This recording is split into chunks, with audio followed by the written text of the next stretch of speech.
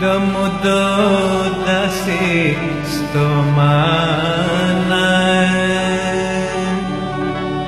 چې د چا په زلفو کې وزم،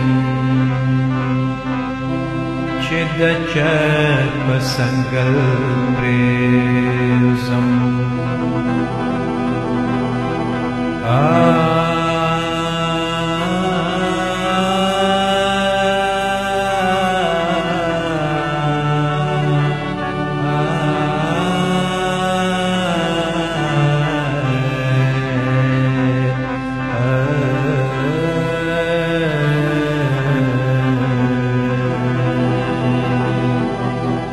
چې د چا په زلفو کې وزم،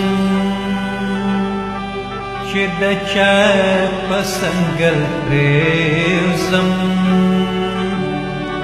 هلته ساه واخلم د ماشم،